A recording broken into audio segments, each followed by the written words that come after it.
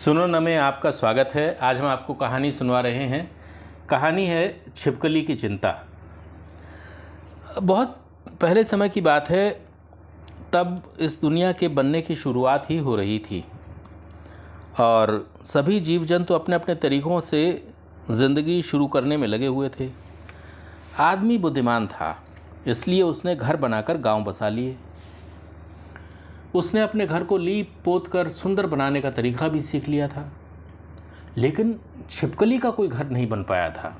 वजह यह थी कि उसका नर बहुत ही आलसी और निकम्मा था। वो कुछ काम ही नहीं करता था।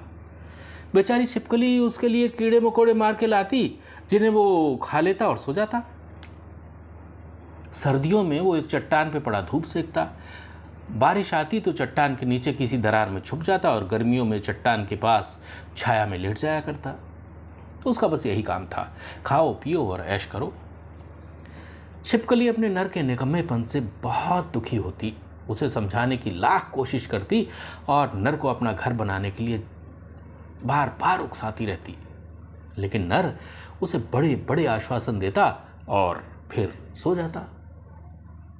रोजाना ऐसा होता था। अब तो छिपकली भी उसे समझाते समझाते हार चुकी थी। अंत में थक हार कर उसने उससे कुछ कहना ही छोड़ दिया। एक दिन छिपकली भोजन की खोज में घूमती घामती एक गांव के पास पहुंची तो उसने वहां इंसानों के सुंदर सुंदर मकान देखे। उन सुंदर घरों को देखकर उसकी भी इच्छा हुई कि उसका भी अपना एक इसी तरह का सुंदर सा घर होना चाहिए। लेकिन घर होगा कहाँ? उसका नर तो बड़ा ही निकम्मा था। जब वो छोटे मोटे काम ही नहीं कर पाता था तो भला घर कहाँ से बना पाता? उस दिन वो बड़े ही दुखी मन से अपने नर के पास आई। नर ने उससे भोजन मांगा तो वो रोने लगी। उसने नर को भला बुरा कहा और उसे धिक्कारते हुए बोली, जाके मनुष्यों के घर देखो, तुम यूं ही जन्म व्यर्थ कमा रहे हो। क्या तुमसे अपना एक घर भी नहीं बनाया जाता? अच्छा तू फिक्र मत कर, बरसात गुजरते ही मैं घर बनवाना शुरू कर दूंगा। नर ने उसे आश्वासन दिया। भोली भाली छिपकली फिर उसकी बातों में आ गई और अपने घर के सपने देखने लगी। बरसात गुजर गई तो छिपकली ने नर को घर बनाने की याद फिर से दिलाई। नर ने कहा, बस काम शुरू करवाता हूं अभी। इसी तरह सर्दियां बीत गई। छिपकली ने फिर पूछा, तुम्हारा घर कब बन रहा है? नर ने कहा, बस बहुत जल्दी। फिर कुछ दिन इसी तरह से गुजर गए और छिपकली ने पूछा, घर बनाने का काम कैसा चल रहा है? जमीन तय कर ली है, कल से चिनाई का काम शुरू करवा दूंगा। छिपकली जब भी उससे पूछती वो उसे इसी प्रकार की उल्टी सीधी पट्टी पढ़ा दिया करता था और छिपकली इतनी भोली थी कि हर बार उसकी बातों में आ जाया करती थी। इसी तरह दिन गुजरते गए। नर आश्वासन देता रहा लेकिन घर तो बना नहीं। गर्मियां आई, भयंकर गर्मी पड़ने लगी, गर्म लू चलने लगी, चट्टान पर रहना दूभर हो गया। तो एक दिन छिपकली रोने लगी। नर ने कारण पूछा तो बोली, तुम तो फिक्र करते नहीं, हर बार मुझे झूठी सच्ची बातें बना के बहला देते हो।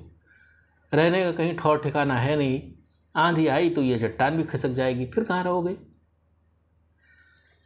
नर ने उसे आश्वासन दिया लेकिन छिपकली रोती रही। नर के बहुत समझाने बुझाने पर भी छिपकली ने रोना बंद नहीं किया। आखिर नर ने उसे प्यार से दुलारा और कहा, आज तुम आराम करो, मैं भोजन लेने जा रहा हूं। मनुष्यों के घर भी दिखाऊंगा, फिर अपना घर जरूर बनाएंगे। कहकर नर गांव की तरफ चला गया। वो गांव के पास पहुंचा तो उसने मनुष्यों के सुंदर सुंदर घर देखे। उसने सारे गांव में घूम फिर कर देखा, फिर वो छिपकली के पास लौट आया। छिपकली उसे खाली हाथ देख के और भी उदास हो गई। लेकिन नर उत्साह से बोला, पगली फिक्र क्यों करती है? तो क्या समझ रही है कि मैं खाली हाथ दिलाता हुआ लौट आया हूं? अरे बावली, मैं तो अपना घर बनाया हूं, चल मेरे साथ। छिपकली प्रसन्न हो गई और दोनों गांव की तरफ चल दिए। गांव के करीब पहुंच के नर छिपकली से बोला, देख ये सब हमारे ही घर हैं, हम लोग यहीं रहेंगे, इन्हीं घरों में हमारे बच्चे पलेंगे। छिपकली बोली, अरे यहां तो मैं रोज आया करती थी, लेकिन मेरे दिमाग में तो ये बात कभी आई नहीं। अरे तूने कभी इस ढंग से सोचा ही नहीं। यहाँ देख, हमें खाने को मक्खियाँ, मच्छर और खूब कीट पतंगे मिलेंगे। हम आराम से खाएंगे और सोएंगे। नर ने कहा, फिर वो दोनों एक घर में घुस गए। नर घर में जाते ही एक दीवार पर चिपक के इत्मीनान से सो गया। बस तभी से छिपकली सपरिवार हम इंसानों के घरों में रहती है।